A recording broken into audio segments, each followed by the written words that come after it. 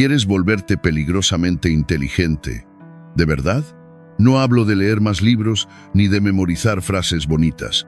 Hablo de esa inteligencia que cambia el aire de una habitación, la que hace que la gente te escuche distinto, te mida distinto y deje de manipularte tan fácil.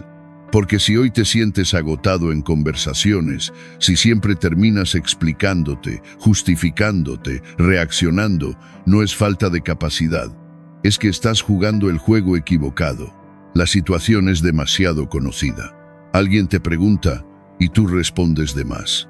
Alguien te provoca y tú entras en debate para ganar, pero pierdes energía y respeto. Alguien te presiona con culpa, con halagos, con amenazas suaves y sin darte cuenta cedes. En el trabajo pareces ocupado, pero no avanzas. En relaciones quieres quedar bien y terminas traicionando tus límites. Y lo más peligroso es esto. Crees que estás siendo buena persona. En realidad estás siendo predecible. Aquí viene el giro. La gente no te controla por ser débil, te controla porque sabe qué botón tocar, tu necesidad de aprobación, tu miedo a perder, tu impulso de explicarlo todo, tu ansiedad por tener razón. Los estoicos enseñaban que el problema no es el mundo, es tu reacción. Y si cambias la reacción, cambias el resultado. Quédate hasta el final porque no se trata de volverte manipulador. Se trata de volverte imposible de manipular. Y al final te voy a pedir una sola cosa. Elegir uno de estos rasgos y practicarlo 7 días. Si eliges el correcto, la forma en que te tratan va a cambiar antes de que termine la semana. 1. Claridad selectiva para influir sin suplicar. Hay una ventaja que casi nadie entrena porque parece fría, pero en realidad es inteligencia aplicada. No mostrar todo, no explicar todo, no regalar el mapa completo de tus intenciones. Como enseñaba Epicteto, lo que dices y lo que callas también es una elección, y esa elección define quién lleva el volante. La mayoría vive en modo confesión. Alguien pregunta algo simple y sale una biografía entera. Motivos, dudas, planes, miedos, excusas, justificaciones. Se siente como honestidad, pero funciona como entrega de poder.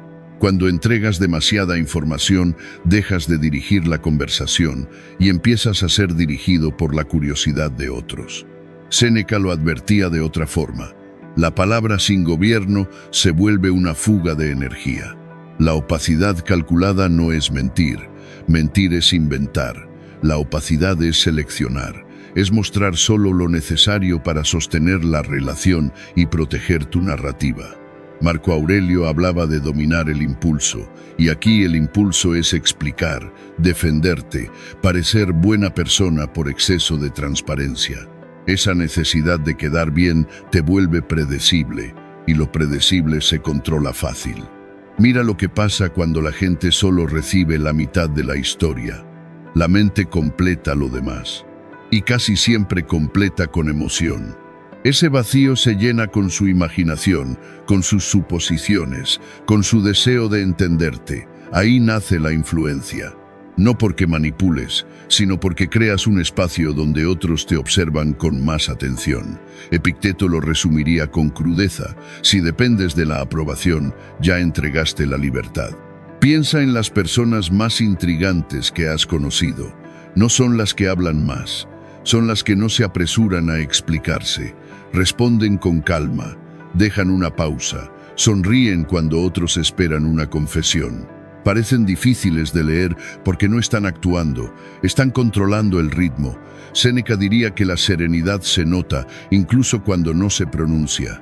En una conversación típica, alguien pregunta, ¿qué harás este fin de semana? La respuesta común es transparente y olvidable. Nada, quedarme en casa, ver una serie, descansar. No hay misterio, no hay intención, no hay peso. En cambio, una respuesta selectiva cambia la energía. Hay algo importante que atender, luego se gira la charla hacia otra cosa.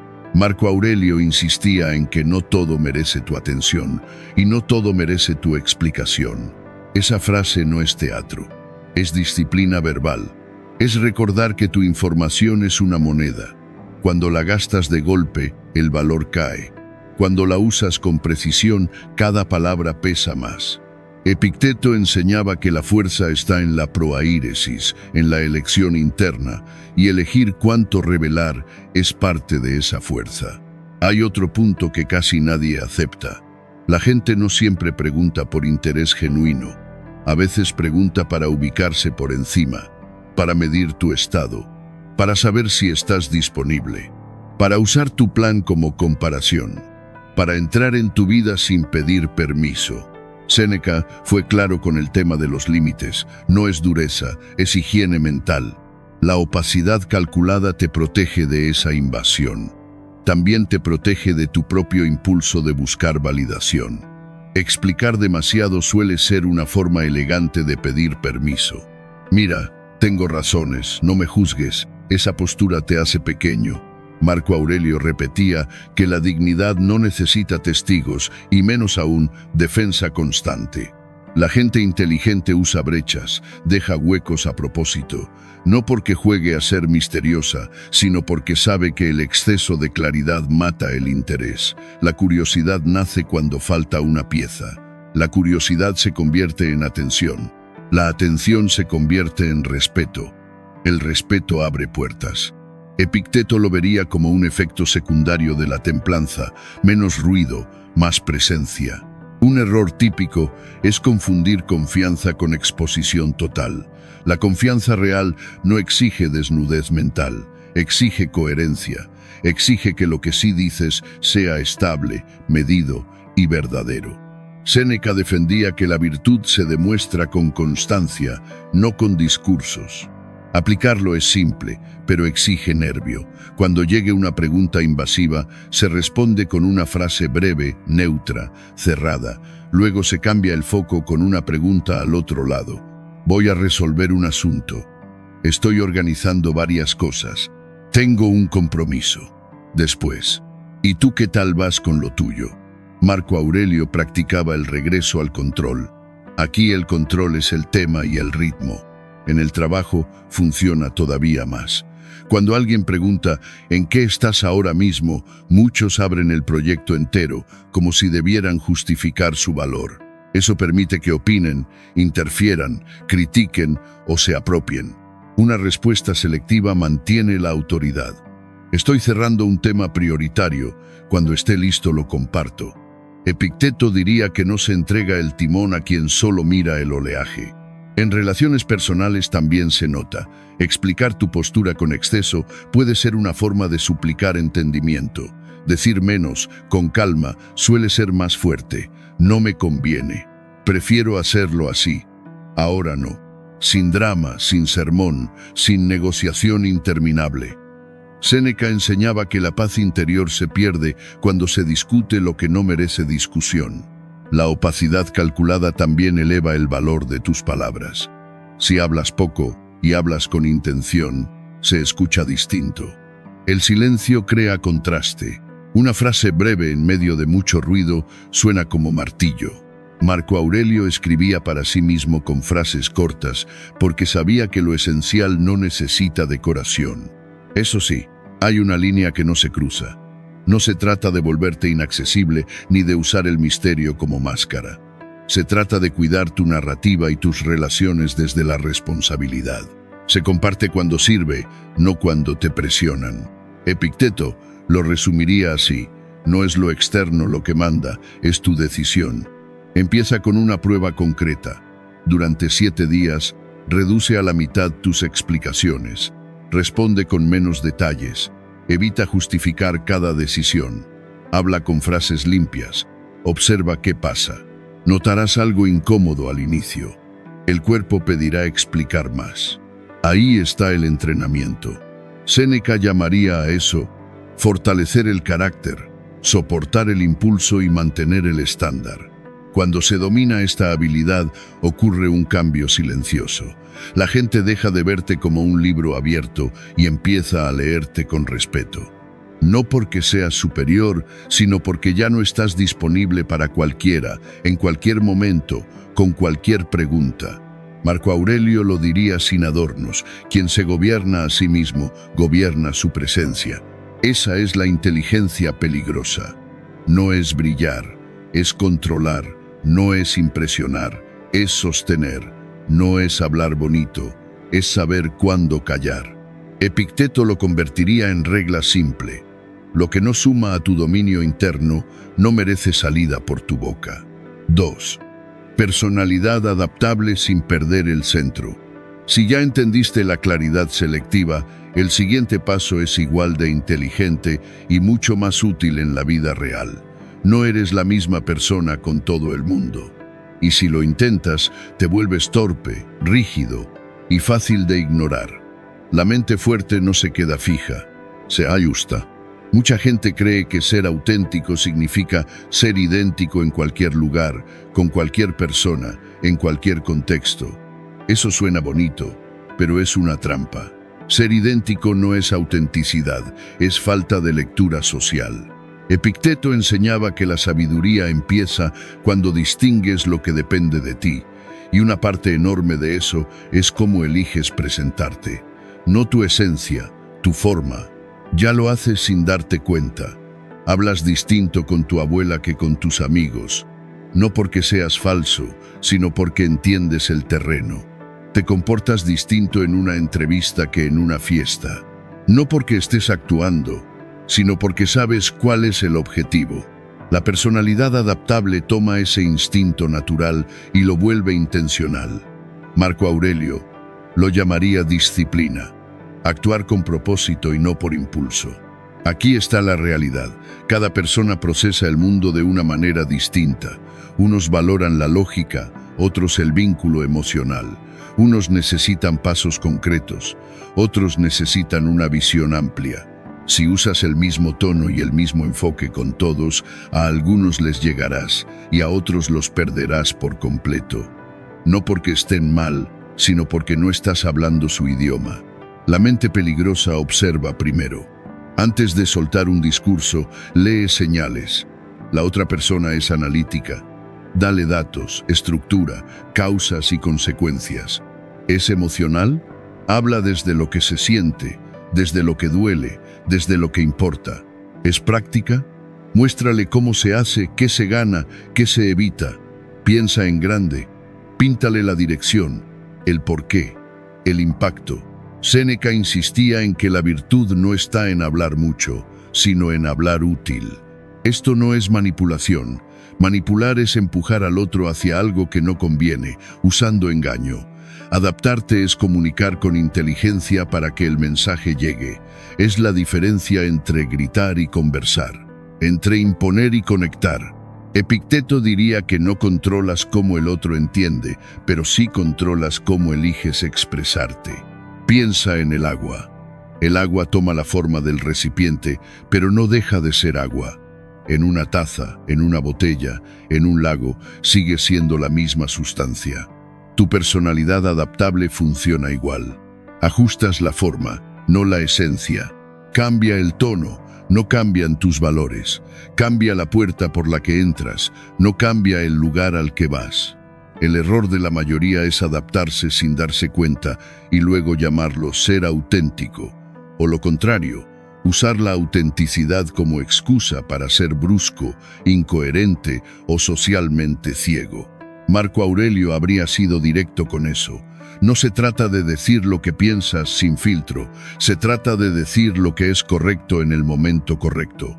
Cuando dominas esta habilidad, la gente se siente comprendida cerca de ti. No porque les des la razón siempre, sino porque sienten que los estás escuchando de verdad. Les hablas con su ritmo, les das lo que pueden procesar. Y cuando una persona se siente comprendida, baja la guardia. Ahí aparece el respeto. Séneca hablaba de la calma como autoridad, y aquí la calma se nota en tu capacidad de ajustar sin perderte. Esto se vuelve especialmente potente en negociación, liderazgo y relaciones. En vez de obligar a los demás a entenderte, tú facilitas el puente. No estás suplicando conexión, estás construyéndola con precisión. Epicteto lo vería como dominio de uno mismo. No reaccionas al estilo del otro, lo usas como información. Pero hay una advertencia que no puedes ignorar. No te adaptes tanto que te disuelvas. Cambiar la forma no significa cambiar el núcleo.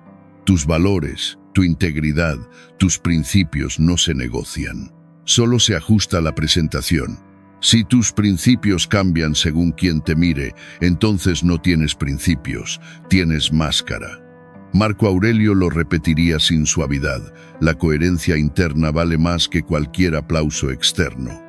Los más fuertes son como un diamante, tienen muchas caras, muchos reflejos, muchas formas de mostrarse, pero siguen siendo una sola piedra sólida. Esa es la personalidad adaptable bien usada. No te fragmenta, te vuelve eficaz. No te vuelve falso, te vuelve preciso. 3. El principio del desapego para que nadie te controle. Si ya sabes hablar con precisión y adaptarte sin perder tu centro, falta la pieza que vuelve todo esto realmente peligroso: el desapego. No ser esclavo de una relación, de una emoción, ni de la opinión de nadie, porque hay una ley simple que siempre se cumple. Lo que temes perder te controla, y lo que te controla te puede manipular. Muchos entienden mal esta idea. Creen que desapego significa frialdad, como si fueras una piedra. No, desapego significa libertad. Epicteto insistía en que la serenidad nace cuando dejas de agarrarte a lo que no puedes asegurar. No porque no te importe, sino porque no te arrodillas ante ello. Mira cómo vive la mayoría. Temen perder el trabajo y aceptan humillaciones. Temen perder una relación y traicionan sus valores. Temen perder aprobación y dicen lo que suena bien en vez de decir lo que es necesario. Ese miedo a la pérdida vuelve débil a cualquiera. En cambio, la libertad frente a ese miedo te vuelve difícil de controlar. Marco Aurelio lo escribiría como una orden interna: no entregues tu paz por cosas externas. Ojo, esto no significa que no debas querer nada. Significa que no debes necesitar nada con desesperación. Hay una diferencia enorme entre deseo y dependencia. Deseas que algo funcione, pero no basas tu dignidad en que funcione. Séneca advertía que la dependencia emocional convierte cualquier detalle en una cadena. Piensa en un ejemplo simple. 2 personas negocian un trato. La primera lo necesita. Ya hizo planes, ya se ilusionó, ya se comprometió mentalmente con el resultado. La segunda lo quiere, pero tiene alternativas. Si no le conviene, se levanta y se va. ¿Quién tiene más poder? La segunda, porque negocia desde fuerza, no desde urgencia. El desapego te da esa postura. No te vuelve indiferente, te vuelve claro. Y esa claridad es la parte más valiosa. Cuando no estás obsesionado con tener la razón, ves mejor. Cuando no estás desesperado por caer bien, decides mejor. Cuando no tienes miedo a quedarte solo, eliges relaciones más sanas. Epicteto lo diría sin rodeos: el que se aferra pierde el juicio, el que se suelta recupera la vista. Aquí aparece una paradoja que siempre se repite. Cuanto menos necesitas algo, más probable es que lo obtengas, porque tu mente deja de sabotearte con ansiedad, dejas de perseguir y empiezas a actuar con firmeza. La gente segura no lo es porque todo le salga perfecto. Es segura porque sabe que estará bien incluso si no sale perfecto. Marco Aurelio llamaría a eso fortaleza interior. Ahora, no confundas desapego con descuido. Sigues trabajando por tus metas, sigues cuidando a tu gente, sigues queriendo. Pero no te amarras a un resultado de manera que pierdas tu capacidad de pensar con calma y actuar con estrategia. Séneca defendía esto como una elegancia mental: vivir con amor pero sin servidumbre. El desapego también es un escudo contra la manipulación. Cuando alguien intenta amenazarte con quitarte algo que no temes perder, su amenaza se vuelve humo. No hay gancho, no hay palanca, no hay control. Epicteto enseñaba que quien no depende, no se rompe. Y esa es la verdadera intimidación silenciosa. No la agresividad, sino la imposibilidad de dominarte. Hay una frase que suena extrema, pero tiene una verdad detrás. La persona más peligrosa en una habitación es la que no tiene nada que perder. Pero la más poderosa no es esa. La más poderosa es la que tiene mucho por ganar y nada que temer, porque sigue motivada, pero no es chantajeable. Marco Aurelio lo vería como el equilibrio perfecto entre ambición y templanza. Esto se entrena gradual. No empieces pretendiendo ser invulnerable. Empieza con cosas pequeñas. No te aferres a ganar cada discusión. No te aferres a que todo el mundo te apruebe. No te aferres a que tus planes salgan exactamente como los imaginaste. Cada vez que sueltas un poco, recuperas control. Séneca diría que ahí se fabrica el carácter, en lo pequeño repetido. Con el tiempo, notarás algo que cambia el trato de los demás hacia ti. Te respetan más. No porque les intimides, sino porque sienten que no pueden moverte con presión barata.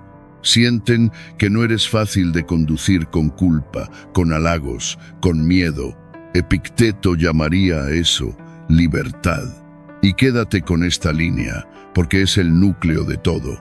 El desapego no es no cuidar, es cuidar sin ser controlado por lo que cuidas. 4. Palanca silenciosa, influencia sin empujar.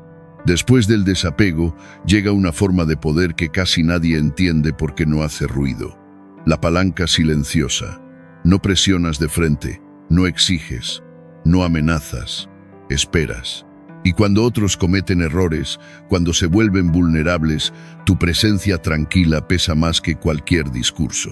La mayoría cree que el poder es volumen, subir la voz, imponer, mandar, empujar. Eso es poder barato, funciona un rato, pero deja enemigos, desgaste y resistencia. El poder real es discreto, susurra. Marco Aurelio habría llamado a esto dominio. No necesitas demostrar fuerza, la sostienes. La palanca silenciosa es el arte de influir sin decirlo. No obligas a la gente a hacer lo que te conviene, creas el contexto para que ellos mismos quieran hacerlo. No pides respeto, te vuelves necesario. No peleas por control, haces que el control llegue a ti por lógica. Empieza por lo más simple, la conversación. El silencio es un arma que casi nadie sabe usar. La gente le teme al silencio porque siente que está perdiendo terreno. Entonces lo rellena con palabras, y en ese relleno se delatan. Hablan de más, explican de más, confiesan sin querer. Epicteto enseñaba a no reaccionar por incomodidad, y aquí la incomodidad es la pausa. La próxima vez que alguien te haga una pregunta difícil, no respondas de inmediato. Haz una pausa breve. Mira con calma. Deja que el silencio dure unos segundos, luego responde con una frase limpia. Vas a sentir cómo cambia el peso de lo que dices. No es magia, es ritmo. El que controla el ritmo controla la escena. Séneca diría que la prisa es un enemigo interno y el silencio te obliga a no servirle. En negociación, la palanca silenciosa es tener opciones sin anunciarlas. No necesitas decir, si no aceptas, me voy. Eso suena débil, suena a amenaza de quien quiere ser validado. Lo fuerte es que el otro intuya que no dependes. Tu desapego ya está trabajando por ti. Cuando alguien percibe que puedes levantarte sin drama, negocia distinto. Marco Aurelio lo vería como soberanía. No mendigas términos, eliges términos. En relaciones personales funciona igual. La palanca silenciosa no es controlar al otro, es ser una presencia que suma tanto que el otro no quiere perderte. No mendigas atención, no pides lealtad. La generas con hechos repetidos. Ayudas, aportas, mejoras el ambiente, sostienes con acciones. Y sin decirlo, te vuelves alguien que conviene mantener cerca.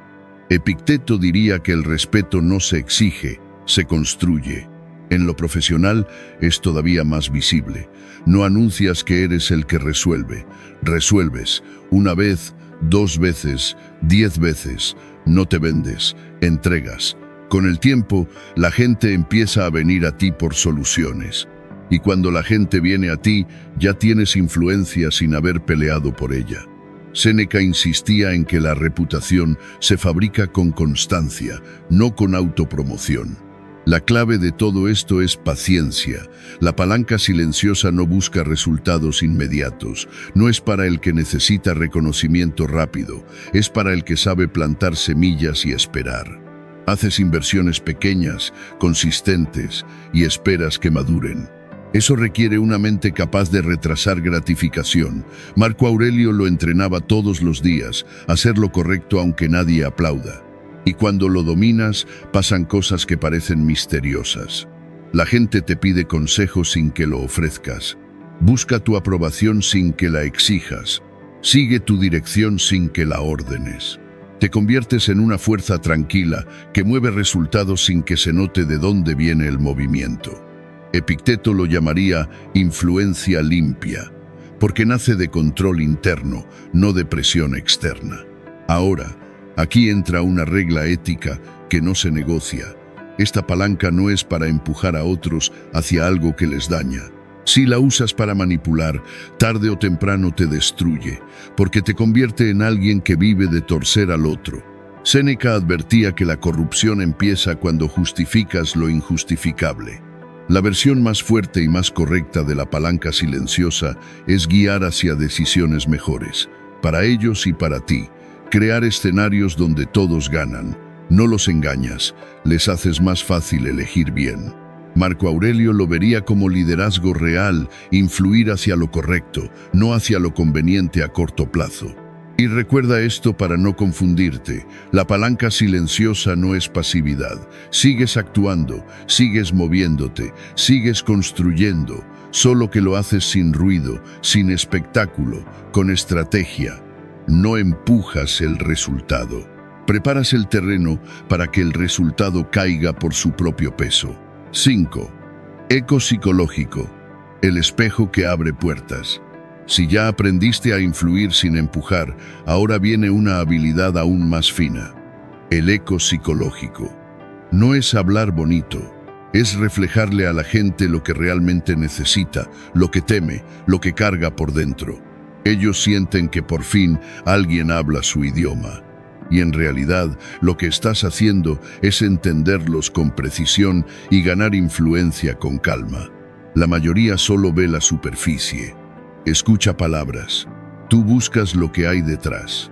Epicteto enseñaba que la mente se equivoca cuando se queda con la apariencia, y aquí la apariencia es lo que la persona dice.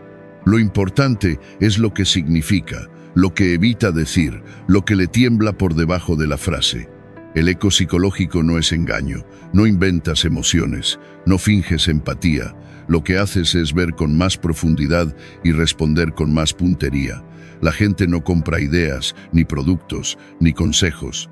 Compra alivio, compra dirección, compra sentido, compra una salida a un miedo o una forma de cumplir un deseo. Si detectas esa necesidad real y la devuelves con claridad, te vuelves valioso de inmediato.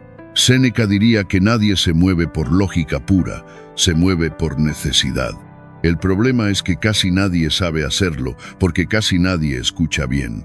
Están demasiado ocupados pensando qué responder, qué demostrar, qué contar de sí mismos. Escuchan para contestar. Tú necesitas escuchar para entender. Marco Aurelio lo practicaría como una disciplina interna. Apaga el ego y prende la atención. Para usar este eco, primero te conviertes en estudiante de la naturaleza humana. Asumes algo simple.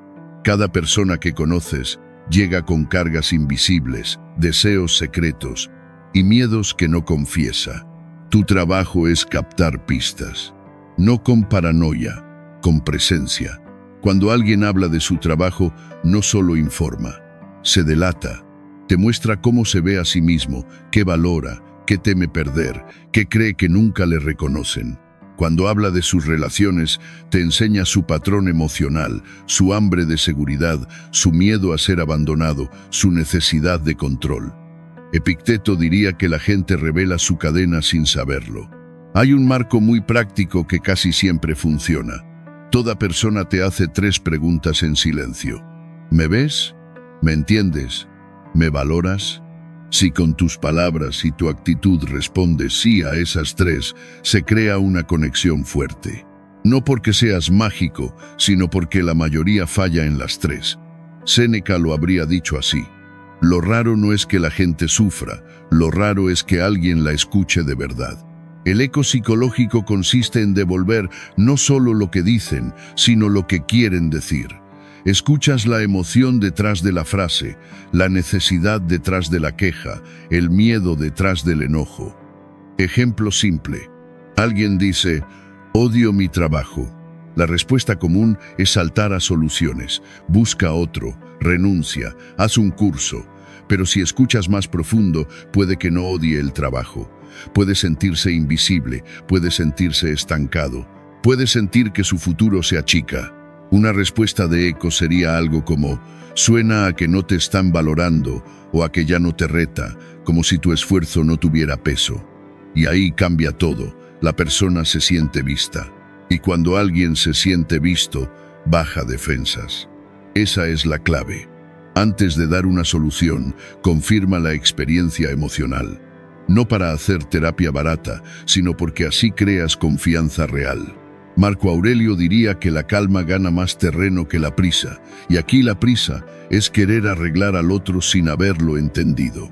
Hay un detalle que vuelve esto todavía más efectivo. Refleja la versión positiva de lo que expresan, sin negar su dolor. Si alguien se queja de estar saturado, puedes reflejar su nivel de compromiso y su estándar alto. Si alguien se frustra por una situación injusta, puedes reflejar su deseo de excelencia y orden. No estás maquillando la realidad, estás mostrándole una lectura más fuerte de sí mismo. Epicteto enseñaba que la interpretación es poder, y aquí le devuelves una interpretación que lo eleva. ¿Por qué funciona? Porque la necesidad de sentirse comprendido es profunda. Cuando demuestras que realmente lo ves, la persona confía más en ti y le da más peso a tu opinión. Y aquí viene la parte que convierte esto en herramienta de influencia. Cuando entiendes las necesidades y los miedos centrales de alguien, puedes presentar tus ideas en términos que naturalmente le hablan. Si alguien valora seguridad, hablas de estabilidad, de riesgo controlado, de protección. Si alguien valora reconocimiento, hablas de logro, de impacto visible, de mérito. Si alguien valora libertad, hablas de autonomía, de opciones, de elección. No cambias el mensaje, cambias el encuadre. Séneca diría que la misma verdad entra mejor por la puerta correcta. Esto es poderoso en liderazgo, ventas, crianza y relaciones. Porque la gente coopera más cuando siente que no la estás empujando, sino entendiendo. Cuando sienten que no les estás imponiendo tu mundo, sino traduciéndoles el suyo. Marco Aurelio lo llamaría liderazgo sin violencia. Y como con todo lo anterior, hay una regla ética que no se negocia. El eco psicológico se usa bien cuando de verdad te importa entender y ayudar. Si lo usas para explotar necesidades, te vuelves peligroso para otros y al final para ti mismo, porque empiezas a tratar personas como herramientas. Epicteto insistía en que el carácter se revela cuando tienes poder. La forma correcta de usar esta técnica es servir los mejores intereses del otro sin perder los tuyos, construir relación real, guiar hacia decisiones más sanas. Hacer que la gente se entienda mejor, no que dependa de ti. Séneca lo resumiría en una frase simple: influencia sin virtud es solo control, y el control siempre cobra un precio. 6. Moralidad ambigua, claridad ética en un mundo complicado. Después del eco psicológico, llegas a un territorio que incomoda a muchos porque rompe una fantasía. La fantasía de que todo se decide en blanco y negro. La moralidad ambigua no significa ser malo. Tampoco significa ser bueno de forma automática. Significa entender que la vida real tiene zonas grises y que el poder verdadero no siempre se ve bonito por fuera. Aquí es donde la gente se confunde y acusa rápido. Entonces hay que ser preciso. Moralidad ambigua no es no tener moral, no es hacer lo que quieras sin consecuencias, no es lastimar a otros para avanzar. Epicteto nunca habría defendido eso. Lo que significa es algo más incómodo y más maduro. Entender que el mundo es complejo y que a veces lo correcto no se siente cómodo en el momento. A veces, hacer lo correcto a corto plazo produce un desastre a largo plazo. A veces, ser amable solo alimenta un mal hábito. A veces, proteger a alguien exige una decisión que se ve dura. Séneca hablaba de la virtud como firmeza, y la firmeza a veces parece frialdad para quien solo entiende la vida como emoción.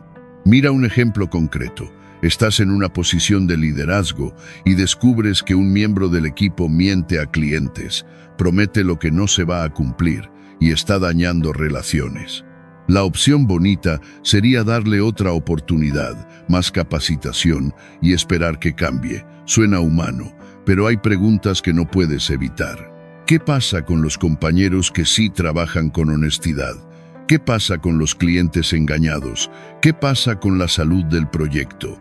Marco Aurelio diría que un líder no se gobierna por lo que se siente bien, sino por lo que sostiene el bien común. Alguien con moralidad ambigua decide proteger a muchos antes que ser amable con uno. Puede tomar la decisión difícil de sacarlo del equipo, incluso si se ve duro. Eso no es crueldad, es ética pragmática, es responsabilidad. Séneca lo diría así. La compasión sin criterio se vuelve injusticia para los inocentes. Otro ejemplo. Una persona te pide consejo sobre una relación que claramente la está destruyendo. La respuesta suave sería apoyar, escuchar, evitar decir algo fuerte para no herir. Pero la moralidad ambigua entiende que a veces la verdadera bondad, es decir, una verdad incómoda, aunque duela al principio, aunque la persona se enoje. Epicteto enseñaba que la verdad no siempre es agradable, pero siempre libera. El principio central aquí es dejar de vivir para la apariencia y empezar a vivir para los resultados.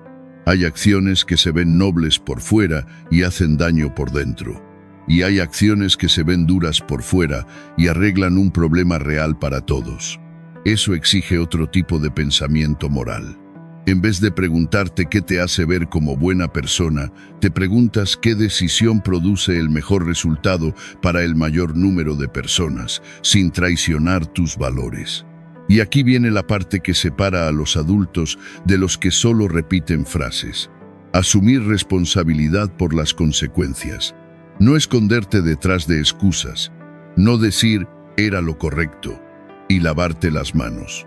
Marco Aurelio insistía en hacerse cargo, no solo decidir, también sostener el peso de la decisión. Pero hay una distinción que no puedes perder. Moralidad ambigua no es egoísmo, no es beneficio propio a costa de otros. Es tomar decisiones pragmáticas que sirven a un bien mayor, incluso cuando esas decisiones son difíciles para ti. A veces lo más cómodo sería evitar el conflicto, quedarte callado, quedar bien, pero lo correcto, en serio, es actuar. Séneca lo llamaría coraje con propósito. También implica entender que el mismo acto puede ser incorrecto en un contexto y necesario en otro. Por ejemplo, la honestidad total puede ser lo ideal en una relación íntima, pero en ciertas negociaciones profesionales, revelar todo puede ser ingenuo y contraproducente. Por eso ya aprendiste claridad selectiva. No mientes, seleccionas, no traicionas la verdad, administras la información. Epicteto diría que la intención y el uso de la razón importan más que el impulso de quedar puro. Ahora, este rasgo tiene un peligro real. Puede usarse para justificar conductas dañinas. El mundo es gris, se puede volver una excusa barata para hacer lo que conviene. Por eso necesitas límites claros. Líneas que no cruzas. Valores no negociables. Cosas que jamás harás, aunque te beneficien. Marco Aurelio lo diría sin adornos. Si tu alma se degrada, ningún resultado lo compensa. Así que establece tus bordes internos, qué es sagrado para ti, qué no se vende, qué daño no estás dispuesto a causar, qué consecuencias sí estás dispuesto a cargar. Dentro de esos límites, te das permiso de ser pragmático y estratégico, aunque otros no lo entiendan o no lo aprueben. Séneca insistía en esto, no necesitas el aplauso para actuar bien. Y recuerda el cierre de esta idea, porque marca la dirección de todo el sistema. El objetivo no es caerle bien a todo el mundo. El objetivo es ser eficaz y ético en un mundo donde las respuestas simples suelen fallar. 7. Exposición controlada. Que tu historia siga siendo tuya. Después de entender la moralidad ambigua, viene una regla que la sostiene en la práctica. Exposición controlada. No revelas todo sobre ti, porque cuanto más te conocen, más te etiquetan. Y cuanto menos saben, más asumen. Y esas suposiciones suelen ser errores. Errores que hacen tu estrategia más fácil. Vivimos en una época donde la gente se expone como si la vida fuera un reality. Publican todo. Lo que sienten, lo que odian, lo que desean, lo que planean, lo que temen. Y luego se sorprenden cuando otros usan esa información para juzgar, presionar, manipular o competir. Epicteto diría que es extraño entregar voluntariamente la llave de tu tranquilidad. La exposición controlada no está pasada de moda. Hoy es más poderosa que nunca. Cuando todos sobrecomparten, el que comparte con intención destaca. Cuando todos transmiten su mente en voz alta, el que guarda una parte de sí se vuelve intrigante. Marco Aurelio lo vería como autocontrol. No todo pensamiento merece escapar. La base psicológica es simple. El cerebro odia lo incompleto. Cuando algo queda abierto, la mente intenta cerrarlo sola. Ese vacío crea curiosidad, y la curiosidad es una de las fuerzas más fuertes en el comportamiento humano. Cuando practicas exposición controlada, creas huecos que hacen que la gente ponga más atención a lo que sí dices. Séneca diría que la atención es una moneda rara, y tú decides cuándo la activas. Piensa en las personas más cautivadoras que conoces. No te lo cuentan todo. Dan lo suficiente para mantenerte cerca, pero dejan algo pendiente. No es casualidad, es ritmo, es dosificación. Es saber que la confianza no se construye con descarga total, se construye con coherencia y tiempo. Epicteto enseñaba que lo valioso se protege, no se derrama. En lo profesional, esto es oro. Exposición controlada significa elegir qué ideas compartes y cuándo. Significa no mostrar todas tus capacidades de golpe. Guardas parte de tu conocimiento en reserva para aportar valor cuando sea más necesario. Imagina que empiezas un trabajo nuevo y en la primera semana exhibes todo lo que sabes. El efecto puede ser el contrario al que crees. Te perciben como alguien que ya mostró su techo. En cambio, si revelas tus habilidades de forma gradual, generas la impresión de crecimiento constante. Marco Aurelio diría que la fuerza no se grita, se demuestra cuando hace falta. En lo social pasa igual. Exposición controlada significa no contar tu vida entera a cualquiera que te pregunte. Significa compartir lo personal por capas a medida que la relación lo merece. No es ser secreto, es tener criterio. No le das el mismo acceso a un desconocido que a un amigo, no porque seas frío, sino porque entiendes el valor de tu intimidad. Séneca lo llamaría higiene de la vida privada. En negociación, esto se vuelve un arma limpia. No revelas todas tus prioridades y límites desde el principio. Guardas información para usarla en el momento correcto, porque hay una ley que no falla. La información una vez revelada no se puede borrar. La otra persona no puede desconocerla. Así que es más seguro revelar menos que revelar de más. Epicteto diría que el autocontrol se nota cuando puedes callar aunque te provoquen. Pero esto no es solo ocultar, también es tiempo. La misma información cambia de impacto según cuando aparezca. Un logro revelado demasiado pronto suena a presumir. El mismo logro revelado más tarde, cuando ayuda a resolver un problema, suena a humildad y utilidad. Marco Aurelio lo entendería como oportunidad. No todo se dice por impulso, se dice por función. Otra pieza clave es conocer a tu audiencia. No todo el mundo necesita saber lo mismo de ti. Tu nivel de apertura debe coincidir con la relación y el contexto. Tu familia y amigos cercanos merecen más acceso. Un conocido casual no. Un socio de negocio necesita información distinta a un competidor. Un equipo a tu cargo necesita claridad operativa, no tu vida íntima. Séneca diría que la prudencia es saber qué corresponde a cada vínculo. Y en esta era hay un campo donde casi todos son ingenuos, la huella digital. Todo lo que publicas, cada comentario, cada foto, cada reacción, se convierte en registro permanente. La gente forma opiniones sin conocerte. Y esas opiniones, aunque sean injustas, afectan oportunidades, confianza y reputación. Epicteto hablaría de proteger tu mente, pero hoy también tienes que proteger tu imagen pública. La exposición controlada incluye ser intencional con lo que muestras en línea. No porque vivas para la mirada ajena, sino porque entiendes que tu presencia digital es parte de tu narrativa. Y si tú no diriges esa narrativa, alguien más lo hará por ti. Marco Aurelio lo vería como responsabilidad, no dejar tu nombre en manos del azar. El objetivo de todo esto no es ser misterioso por deporte, es mantener control sobre tu historia y tus relaciones. Revelar de forma estratégica te permite guiar cómo te perciben.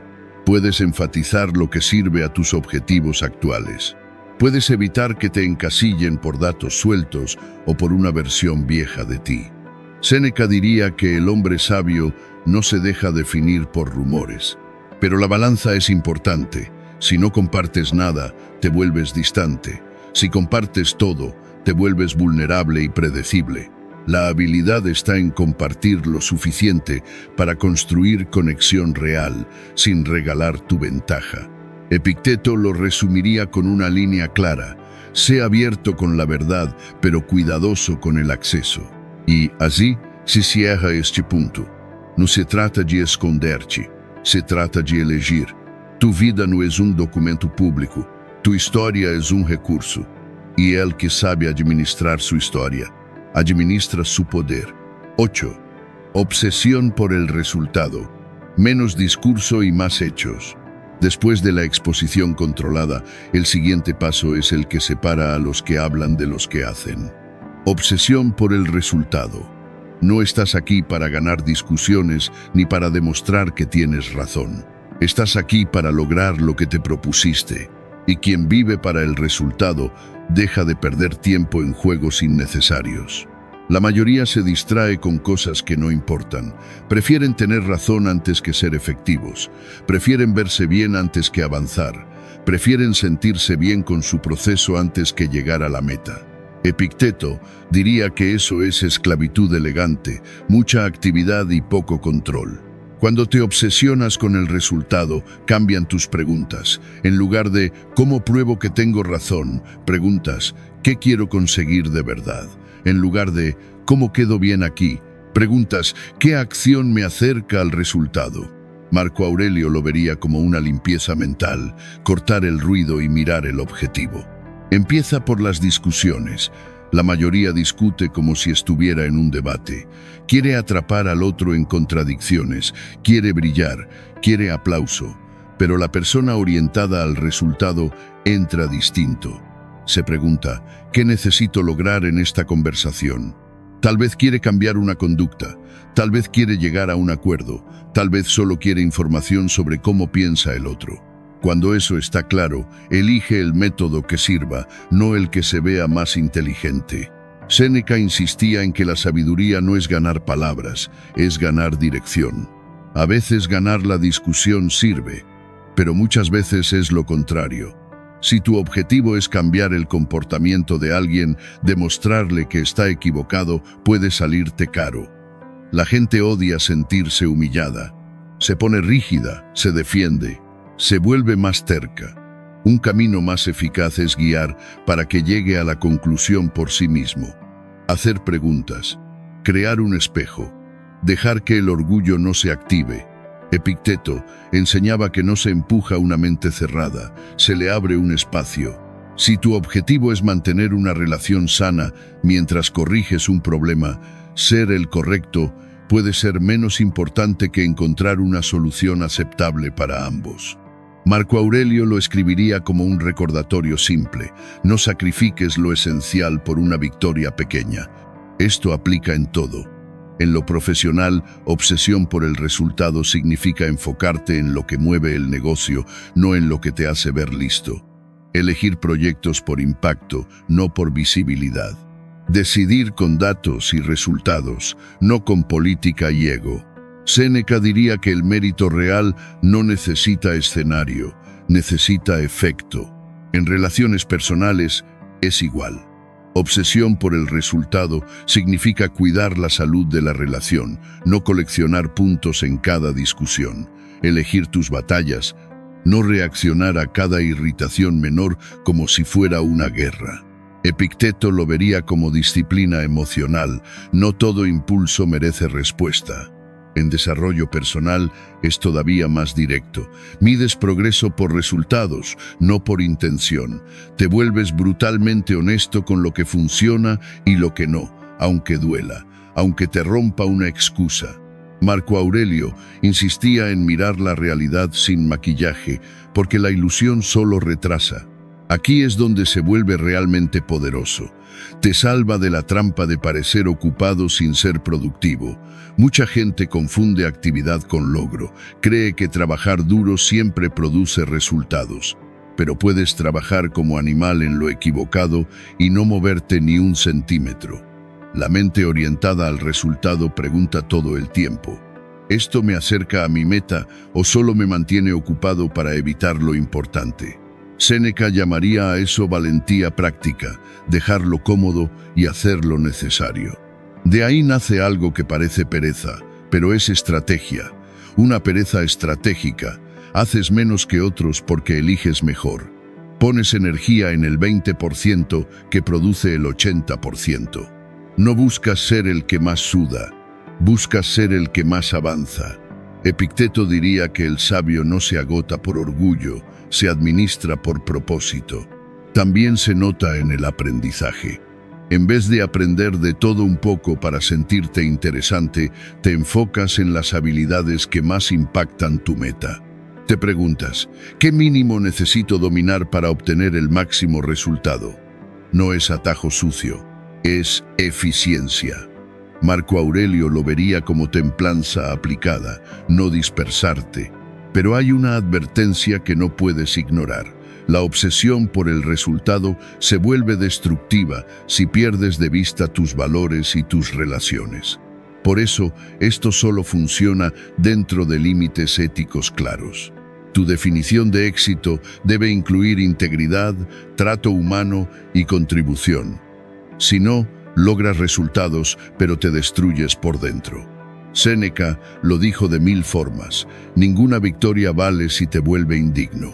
Otro rasgo clave de esta mentalidad es la capacidad de cambiar de rumbo sin orgullo. La mayoría se enamora de su plan.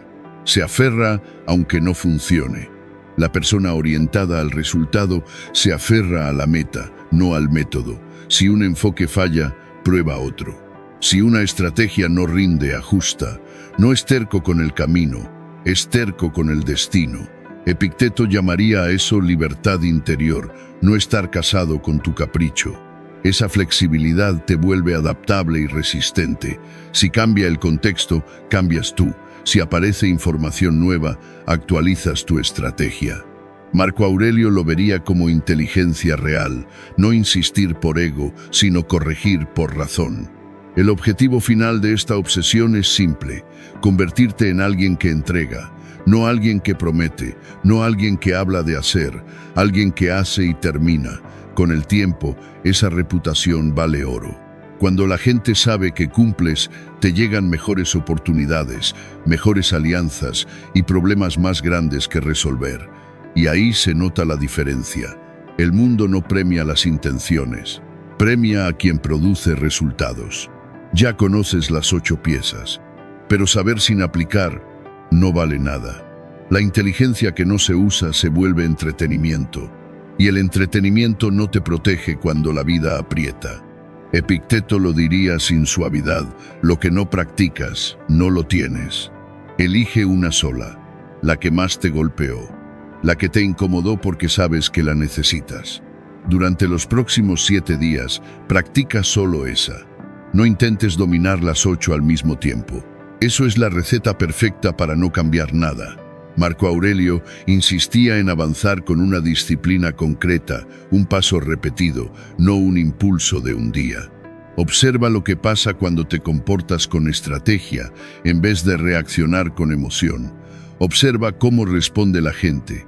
Observa cómo cambia tu postura interna.